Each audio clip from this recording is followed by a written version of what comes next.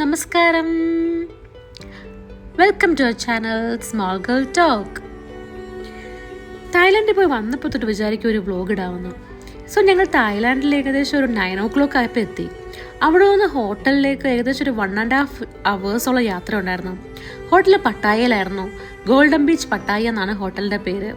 നല്ല വിസ്താരമുള്ള റൂമും ക്ലീൻ ആയിട്ടുള്ള ഒരു പ്രദേശമൊക്കെ ആയിരുന്നു. ഒരു ബാൽക്കണി ഉണ്ടായിരുന്നു. എന്തിനാണ് ബാൽക്കണി ഒന്നും നമുക്കറിയില്ല, കാരണം നമ്മളങ്ങനെ യൂസ് ചെയ്യാറില്ല. പക്ഷെ ബാൽക്കണി നോക്കിയപ്പോഴോ ഒരു വലിയ പൂള് കാണാറുണ്ട് താഴെ. അവിടെ ഒരാൾ നിക്കർ മാത്രം ഇട്ടിരുന്ന് ഉറങ്ങുന്നു. ഞങ്ങൾ പിന്നെ ഒരു സ്നാക്ക് കഴിച്ചു, കാരണം പിന്നൊന്നും കഴിക്കാൻ സമയം കിട്ടത്തില്ല ഞങ്ങൾക്ക് അറിയായിരുന്നു. നേരെ പോയത് ഫ്ലോട്ടിംഗ് മാർക്കറ്റിലേക്കായിരുന്നു.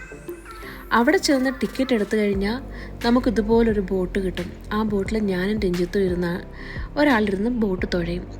ഒരു സൈഡിൽ നിന്ന് വേറൊരു സൈഡിലേക്കാണ് തുഴഞ്ഞു പോകുന്നത്. ആ പോകുന്ന വഴിക്ക് മൊത്തം ഒരു മാർക്കറ്റ് നമുക്ക് കാണാം. വെള്ളത്തിൻ്റെ മുകളിലായിട്ട് പണിഞ്ഞു വെച്ചിരിക്കുന്ന ഒരു മാർക്കറ്റ്. തിരിച്ചു വരുന്നത് നമ്മൾ നടന്നാണ് ആ മാർക്കറ്റിൽ കൂടെ. നമ്മൾ ബോട്ടിൽ കൂടെ പോയപ്പോൾ കണ്ട അതേ മാർക്കറ്റ് നമ്മൾ നടന്ന് തിരിച്ചു വരുമ്പം കാണുക.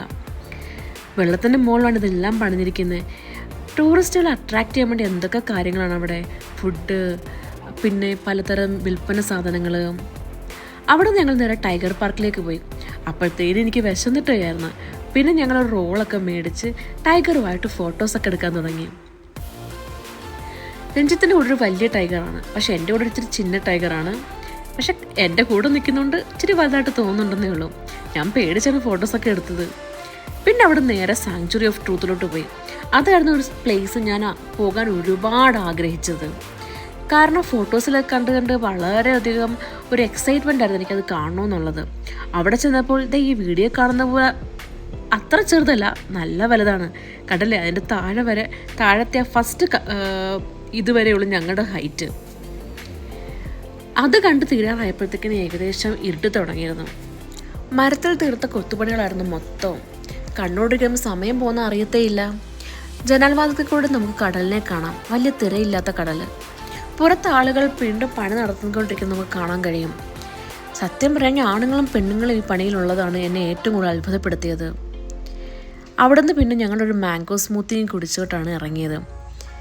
അപ്പോഴത്തേക്കും പട്ടായ ബീച്ചിൻ്റെ അവിടെ സൂര്യൻ അസ്തമിച്ചു തുടങ്ങിയിരിക്കുന്നു. കുറേ നാൾക്ക് ശേഷം അസ്തമയം കാണാൻ പറ്റിയൊരു സന്തോഷത്തോടെയാണ് ഞങ്ങൾ ഹോട്ടലിലേക്ക് പോയത്. അവിടെ ചെന്ന് ഫ്രഷ് ആയിട്ട് ഞങ്ങൾ നേരെ വാക്കിംഗ് സ്ട്രീറ്റിലേക്ക് പോയി. അവിടുത്തെ ഓരോരോ ആക്ടിവിറ്റീസ് ടൂറിസ്റ്റുകളെ അട്രാക്റ്റ് ചെയ്യാൻ വേണ്ടി. കാണാൻ കൊള്ളാവുന്നതും കാണാൻ കൊള്ളിക്കാത്തതൊക്കെ കുറേ ഉണ്ട്. പക്ഷെ ഞങ്ങൾ കണ്ട കുറച്ച് കാര്യങ്ങൾ നിങ്ങളെ കാണിച്ചു തരാം. ഇത് കണ്ടില്ലേ, ഈ ബോൾ അത് എറിഞ്ഞു കഴിയുമ്പോഴത്തേക്കിനും ആ ഒരു ഓറഞ്ച് പോയിന്റ് കൊണ്ടു കഴിഞ്ഞാൽ അവർ താഴെ വീഴും. ഈ ആളുടെ കാഴ്ച കൊടുത്തതിന് അവരെ വീഴിക്കാൻ നോക്കുകയാണ്. അതിനെ ചിന്ത ഇത് കണ്ടോ, ഇത് തമിഴ്നാട്ടിൽ നിന്ന് കുറച്ച് ബാച്ചിലേഴ്സ് ആണെന്ന് തോന്നുന്നു. അവിടുത്തെ പാമ്പിനെയും കൊണ്ടുള്ള ഓരോ ഷോസ്. ഇത് പിന്നെ അവിടുത്തെ ഒരു ഫേമസ് ഫുഡാണെന്ന് തോന്നുന്നു, ക്രോക്കഡൈലിൻ്റെ മീറ്റ്. ഒരാളാണെങ്കിൽ വളരെ വൃത്തിയായിട്ട് അതിനെ അരിഞ്ഞെടുക്കുന്നു. കണ്ടുകൊണ്ടിരിക്കുന്നതിന് നല്ല രസമുണ്ട്. പക്ഷെ തിരിഞ്ഞ് അതിൻ്റെ തല കാണുമ്പോഴത്തേക്കിനും പിന്നെ അവിടെ നിന്ന് ഓടാൻ തോന്നും. ഞങ്ങൾ പിന്നെ അവിടെ നിന്നാണെങ്കിൽ പൈനാപ്പിൾ റൈസും ഗ്രിൽഡ് സ്ക്വിഡും മേടിച്ചു.